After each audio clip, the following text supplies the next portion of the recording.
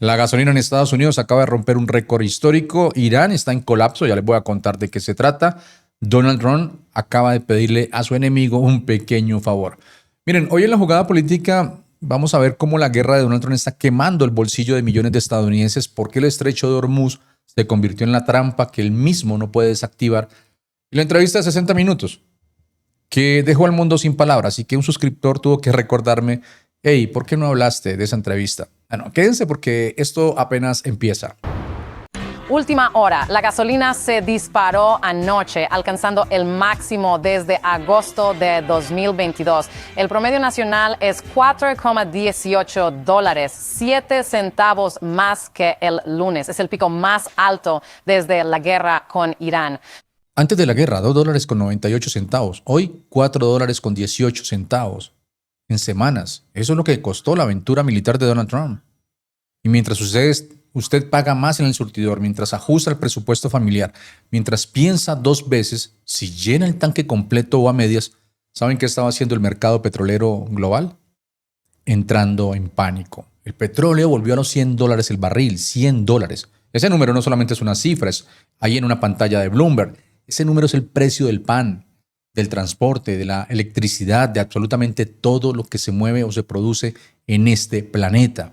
Pero aquí es donde yo quiero que me presten bastante atención, porque lo que viene ahora, pues ya no solamente es el precio de la gasolina, es algo más grande, algo que la mayoría de los medios no están explicando con claridad. Y que a mí me parece que la gente tiene derecho a entender esto.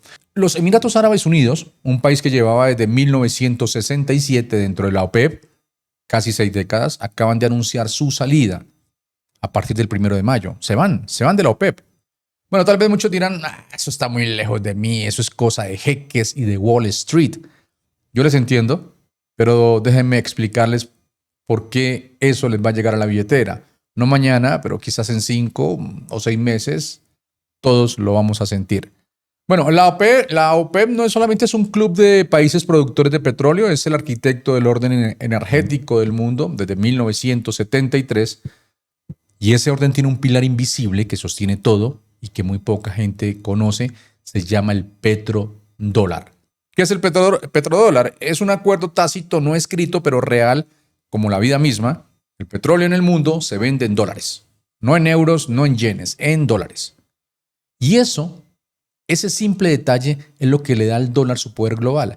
Es la razón por la que Estados Unidos puede imprimir dinero sin que su economía colapse. Es la razón por la que el dólar manda. Ahora viene lo que me preocupa de verdad, porque cuando los Emiratos se van de la OPEP, no solamente es una decisión comercial, es una señal política. Están diciendo, la guerra de Donald Trump rompió la coordinación que nos mantenía unidos. Y hay algo más. Algunos de estos países del Golfo están empezando a vender su petróleo en yuanes chinos, no en dólares, en yuanes. Quiero hacer una pausa aquí porque lo que les voy a explicar no es sexy, no explota, no tiene sangre, pero es quizás lo más importante que van a escuchar en este canal en mucho tiempo. Bueno, recuerdan que hace poquito les hablé del petrodólar, ese acuerdo invisible que le da al dólar su poder, ese pacto sellado en 1974 entre Estados Unidos y Arabia Saudita, que dice el petróleo del mundo se vende en dólares, siempre sin excepción. Bien, ese pacto se está rompiendo silenciosamente, país por país, barril por barril, y no es una teoría de conspiración, son hechos verificables. Déjenme contarlos uno por uno. Rusia. Desde que Estados Unidos le impuso sanciones por la guerra en Ucrania, Rusia cambió del dólar al yuan para gran parte de su comercio de petróleo en China. 88,000 millones de dólares en materias primas en yuanes, no en dólares. También tenemos a Irán. Las sanciones de Estados Unidos lo empujaron fuera del sistema del dólar. Hoy venden su petróleo en yuanes y hay algo más. Irán está poniendo una condición sobre la mesa para reabrir el estrecho de Hormuz. Que todas las transacciones petroleras de la región se hagan en yuanes chinos, no en dólares, en yuanes. Miren, yo les soy sincero, cuando yo leí eso me tuve que sentar un momento, porque eso no es solamente una condición de negociación. Eso es Irán usando el estrecho como palanca para cambiar el sistema monetario mundial. Y China, que no disparó ni un solo tiro en esta guerra, está justo detrás sonriendo. Y sigamos. Otro caso, Pakistán. Pakistán está pagando el petróleo ruso en yuanes. La francesa Total Energies, una de las petroleras más grandes del mundo, vendió un cargamento de gas natural licuado a China en yuanes, y los Emiratos Árabes Unidos, los mismos que acaban de salir de la OPEP o que anunciaron que van a salir de la OPEP, le enviaron un mensaje directo a Washington. Si nos quedamos sin dólares, empezamos a comerciar en yuanes. O sea, ustedes entienden lo que está pasando. O sea, no es un país rebelde haciendo ruido, es un movimiento coordinado, silencioso, que lleva años construyéndose y que la guerra de Donald Trump está acelerando. Miren, un banquero de JP Morgan, no es un comunista, no es un conspiranoico, nada de eso, estimó que ya en 2023 una quinta parte del petróleo mundial se compró y vendió en monedas distintas al dólar. Una quinta parte. Y eso fue antes de esta guerra. Ahora, tal vez algunos están pensando, John, pero el yuan tampoco es tan fuerte. China también tiene sus problemas. Y tienen razón en algo. El yuan todavía tiene limitaciones, no es tan fácil de mover como el dólar. China controla su valor de manera muy estricta, no es un reemplazo inmediato. Pero es que ese no es el punto. El punto no es si el yuan reemplaza al dólar mañana. El punto es que la confianza en el dólar como única moneda del petróleo, esa confianza que lleva 50 años siendo absoluta, está siendo cuestionada. Y cuando la confianza en una moneda se erosiona, aunque sea lentamente, las consecuencias son brutales. Les voy a pasar un número que lo dice todo. Ojo al dato. En el año 2000, el dólar representaba el 71% en las reservas mundiales. 71% de los bancos centrales. Hoy representa el 56%. En 25 años perdió 15 puntos de dominio global. Y el ritmo se está acelerando. ¿Y eso qué significa para usted? Para la familia normal, para el que paga renta o el que tiene ahorros, el que manda remesas. Bueno, significa que un dólar más débil compra menos, que la inflación que usted siente en el supermercado, en la ropa, en los servicios, tiene parte de su raíz aquí, que los ahorros que usted tiene en dólares, aunque el número no cambie, cada vez compran menos cosas reales en el mundo. Amigos, las guerras no solamente se ganan con bombas, se ganan y se pierden con monedas. Y Estados Unidos, sin darse cuenta, está perdiendo la guerra más importante. Y no es en el estrecho de Hormuz, es en la confianza global en su propio dinero. Hay algo más que no les he contado todavía y esto es lo que realmente me dejó a mí sin palabras esta mañana. Irán se está quedando sin espacio para guardar su propio petróleo, sin tanques, sin barcos cisterna disponibles. The Kobeissi Letter, una de las fuentes financieras más respetadas del mundo, reportó que Irán tiene entre 12 y 22 días de capacidad de almacenamiento restante. Eso es todo. Menos de 3 semanas. ¿Qué significa eso? Que si Irán no puede exportar su petróleo, porque el bloqueo se lo impide, y tampoco puede guardarlo, porque ya no tiene dónde, tiene que reducir su producción. Están hablando de cortar 1.5 millones de barriles por día. Y ese petróleo iraní, que no sale, iba principalmente a países asiáticos que ya están viviendo su peor crisis energética en la historia. Asia se está quedando sin energía y la crisis se va a intensificar, y muy pronto. Ahora bien, ¿qué está haciendo Donald Trump ante todo esto? Porque aquí es donde la cosa se pone verdaderamente interesante. Según Axios, que habló con asesores directos de la Casa Blanca, Donald Trump está evaluando 2 caminos. 1, escalar con ataques militares contra Irán. 2, continuar con las sanciones de máxima presión para forzar negociaciones. Y en privado, en reuniones a puerta cerrada, Donald Trump le dijo a un asesor textualmente: todo lo que los líderes de Irán entienden son bombas. Pero, y aquí está el pero que lo cambia todo. Los mismos asesores dicen que Donald Trump no quiere realmente usar la fuerza, que está frustrado, pero realista, que no se está echando atrás, pero tampoco está avanzando. O sea, yo les traduzco eso así sin diplomacia. Está paralizado. El gran negociador. El hombre del arte del trato, paralizado entre 2 opciones igual de malas. Una guerra que no puede ganar limpiamente. O unas negociaciones donde Irán le está poniendo condiciones que destruyen el sistema monetario estadounidense.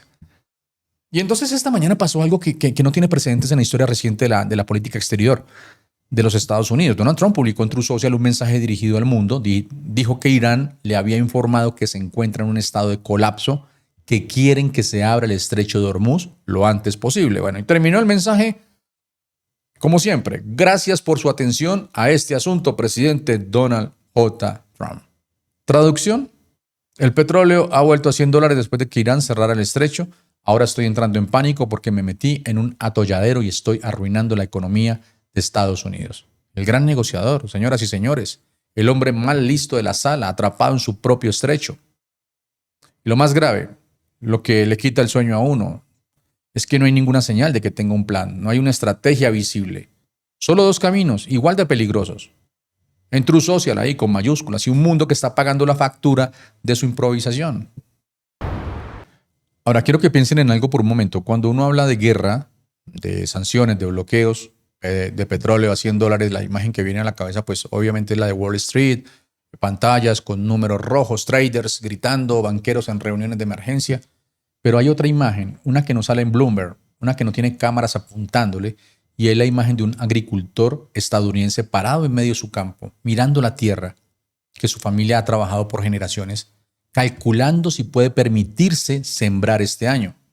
Hay un dato, el 70% de los agricultores de los Estados Unidos dice que no puede pagar el fertilizante que necesita para la temporada de cultivo de este año. 7 de cada 10. Y no es que no quieran, es que no pueden. No pueden, porque el fertilizante, como casi todo en la agricultura moderna, bueno, depende del gas natural, que depende del petróleo, que depende del estrecho de Hormuz, que depende de las decisiones de un hombre que nunca en su vida ha sembrado nada.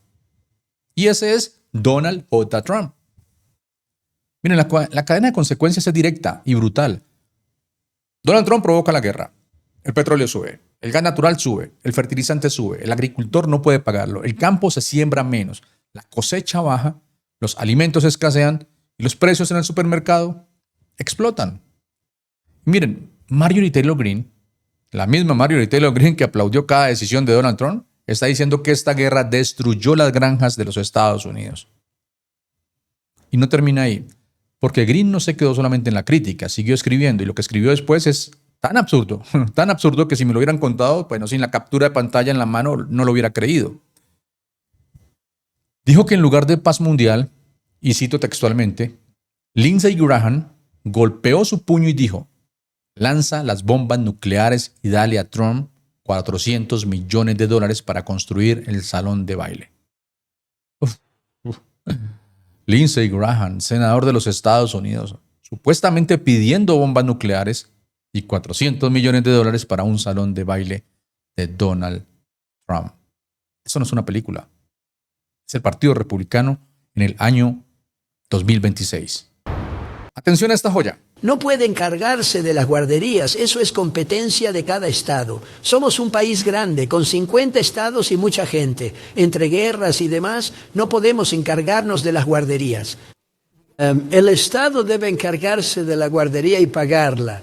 Subirán impuestos, pero deben pagarla.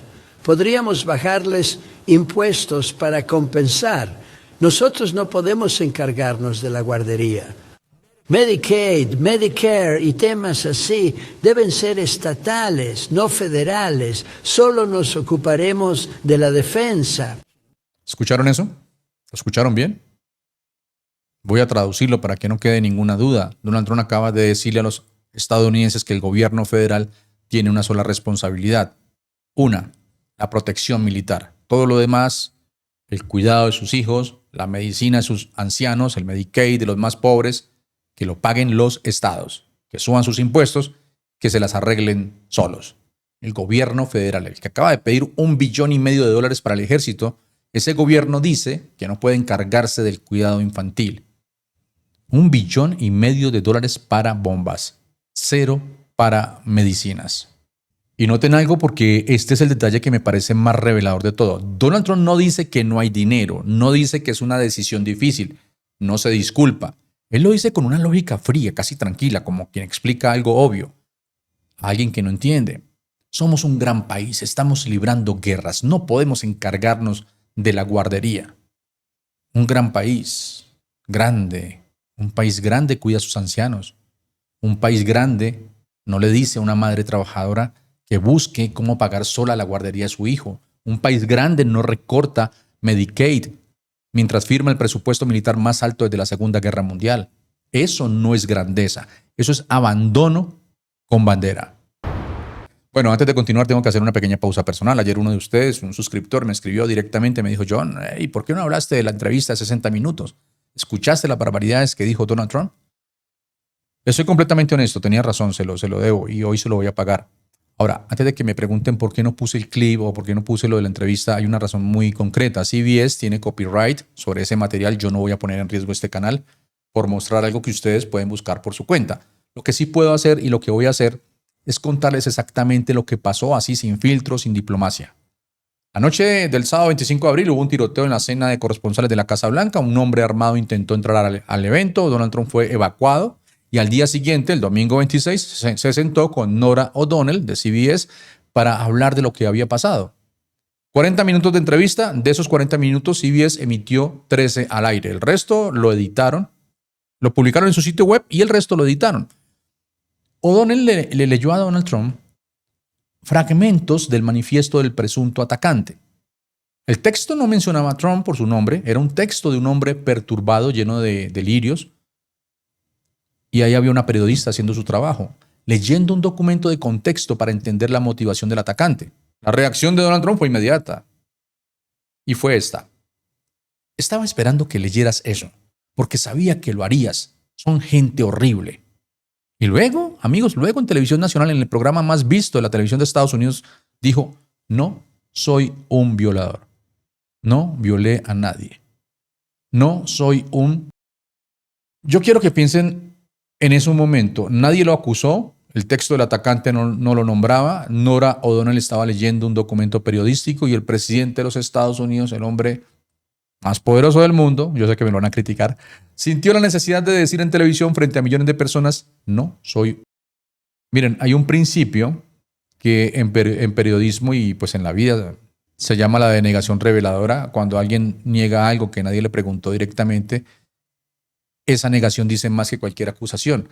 Pero la historia no termina ahí, porque Donald Trump le dijo a Norah O'Donnell, y cito, que ella era una vergüenza, que no debería estar leyendo eso en 60 minutos. Que era una persona vergonzosa. Una periodista haciendo preguntas con documentos en la mano en una entrevista que el propio Donald Trump aceptó dar. Voy a contarles algo que parece un chiste, pero no lo es. Jimmy Kimmel estaba haciendo su trabajo, el trabajo que lleva años haciendo, el trabajo que millones de estadounidenses ven cada noche, que consumen cada noche antes de dormirse. Estaba parado en un escenario con un micrófono en la mano haciendo lo que hacen los comediantes, desde que existe la comedia, burlarse del poder. Miró hacia la audiencia, vio a Melania Trump sentada ahí y dijo, y cito, señora Trump, tiene usted un brillo como de viuda expectante. Era un chiste sobre la diferencia de edad entre un hombre de casi 80 años y su esposa más joven. Un chiste que cualquier comediante en cualquier país democrático del mundo pues habría hecho sin pensarlo dos veces. Bueno, la reacción de la Casa Blanca fue inmediata, fue desproporcionada y fue además reveladora. Donald Trump publicó en redes sociales exigiendo que ABC despidiera a Kimmel. Dijo que era un llamamiento a la violencia. Melania salió también a hacer lo mismo. El asesor de Melania apareció en Fox News diciendo, y cito, está hecho, se acabó, Jimmy Kimmel debería ser despedido de la cadena ABC. O sea, ¿ustedes entienden lo que eso significa? El gobierno de Donald Trump está usando el poder regulatorio del Estado para presionar a una cadena de televisión privada a sacar del aire a un comediante que se burló de su esposa. Miren, esto no es una pelea entre un presidente y un comediante, eso es censura, así se llama, con traje y corbata, pero censura, igual, eso se llama coerción, y un profesor de la Universidad de Columbia lo dijo sin rodeos, es la definición de coerción inconstitucional. Pero volvamos a Kimmel, porque la historia tiene un final que me parece, y lo digo con toda sinceridad, uno de los momentos más brillantes de este año. Bueno, Kimmel respondió en cámara con calma y dijo esto, estoy de acuerdo en que la retórica llena de odio y violencia es algo que debemos rechazar. Lo hago. Creo que un gran lugar para empezar, para reducir eso, deberías tener una conversación con tu esposo. Hay una frase que leí alguna vez y que, bueno, nunca olvidé. Dame 6 líneas escritas por el hombre más honesto del mundo y encontraré algo en ellas para colgarlo. Se le atribuyen al cardenal Richelieu, siglo XVII, Francia, absolutista, un hombre que entendió antes que nadie cómo se usa el poder legal para destruir enemigos políticos. 400 años después, bueno, Donald Trump lo está practicando con una precisión que haría sonrojar al propio Richelieu, pero hoy quiero contarles algo diferente. ¿Qué pasó? Bueno, Donald Trump está usando a sus propios abogados, al Departamento de Justicia de los Estados Unidos, la institución legal más poderosa del país, para escribir documentos judiciales que parecen publicaciones de madrugada en Truth Social. Adam Klasfeld, abogado constitucionalista, periodista legal, alguien que lleva años leyendo mociones judiciales, vio el documento y escribió esto. Esta moción es una publicación de Truth Social disfrazada de argumento legal. Piénsenlo. Un abogado que ha leído miles de documentos legales en su carrera, mirando una moción presentada por el Departamento de Justicia de los Estados Unidos, y lo primero que se le viene a la mente es la plataforma Truth Social. ¿Qué tiene ese documento? Insultos personales, ataques directos a los demandantes por su nombre, referencias a grupos políticos, el lenguaje tribal, visceral y descalificador que Donald Trump usa en sus redes sociales, metido dentro de un documento oficial con membrete del gobierno de Estados Unidos. Maida Stouch lo describió igual. Parece más bien una publicación dictada por el propio Trump, que alguien tomó un tweet de madrugada, le puso formato legal y lo presentó ante un tribunal federal. Recordemos algo importante. El Departamento de Justicia de los Estados Unidos no le pertenece al presidente, o no debería pertenecerle. Existe para aplicar la ley de manera independiente, para representar al pueblo de los Estados Unidos, no al ego de quien ocupa la Casa Blanca. Y no es solo este documento, es el patrón completo. Donald Trump usa el Departamento de Justicia para investigar a sus enemigos políticos, para presionar a fiscales estatales, para intentar revertir resultados electorales, para perseguir a periodistas, para intimidar a jueces y ahora para presentar mociones que parecen escritas en pijama a las 2 de la mañana con el teléfono en la mano. J.D. Vance, vicepresidente de los Estados Unidos. El hombre que está a un latido de la presidencia. Bueno, pero este es un país fundado por inmigrantes. Este es un país único, fundado por inmigrantes y colonos, pero solo porque seamos una nación de inmigrantes no significa que 240 años después debamos tener la política migratoria más estúpida del mundo. Yo quiero detenerme aquí porque hay varias cosas pasando en esa oración al mismo tiempo y vale la pena desempaquetarlas una por una. Primero, J.D. Vance acaba de reconocer en televisión nacional que Estados Unidos fue fundado por inmigrantes. Eso es exactamente lo que el movimiento MAGA lleva años negando, minimizando o ignorando. Así que gracias por la confirmación, J.D. Segundo, llama estúpida la política de inmigración actual, lo cual es interesante porque la política de inmigración actual la está ejecutando su propio gobierno, el gobierno de Donald Trump, el gobierno del que él es el segundo al mando. Entonces, ¿está criticando a su propio jefe o simplemente está usando la palabra estúpida para referirse a cualquier política que no sea deportación masiva? Bueno, pero aquí viene lo que yo quería contarles, lo que convierte esta declaración de J.D. Vance de anécdota política a algo que me parece, y lo digo con toda honestidad, de una hipocresía tan perfecta que casi que hay que admirarla. J.D. Vance está casado con Usha Vance, la segunda dama de los Estados Unidos, una mujer brillante, abogada, graduada de Yale, becaria en Cambridge, exsecretaria del presidente de la Corte Suprema John Roberts. Y Usha Vance es hija de inmigrantes, no metafóricamente, no en el sentido amplio americano de todos somos hijos de inmigrantes. Sus padres emigraron desde India en los años 80. Su padre, ingeniero mecánico, llegó a Estados Unidos buscando oportunidades. Su madre, bióloga molecular, se instalaron en Rancho Peñasquitos, un barrio de clase media en San Diego, y criaron a una hija que llegó a ser la segunda dama de los Estados Unidos. Eso, exactamente eso es lo que Vance llama la política de inmigración más estúpida del mundo. La familia de su esposa, el camino que permitió que su esposa existiera como ciudadana americana, la historia que hizo posible que él, un chico pobre de los Apalaches sin futuro claro, se casara con una mujer extraordinaria formada por 2 inmigrantes indios que vinieron a Estados Unidos a construir algo. Eso es lo estúpido, según J.D. Vance. Pero hay algo más que quiero dejarles, porque Usha Vance, en la Convención Nacional Republicana del 2024, subió al escenario y dijo esto sobre su historia. Crecí en San Diego, en una comunidad de clase media, con 2 padres cariñosos, ambos inmigrantes de la India. El hecho de que J.D. y yo pudiéramos conocernos, enamorarnos y casarnos es un testimonio de este gran país. Un testimonio de este gran país. Sus palabras, no las mías. Y su esposo, el hombre que comparte su cama, su mesa, sus hijos, llama estúpida a la política que hizo posible esa historia de amor. He llegado al final, amigos, como siempre. Su apoyo es muy importante, así que suscríbete, comenta, comparte, dale like y nos vemos en el próximo episodio. Un fuerte abrazo para todos ustedes. Hasta pronto.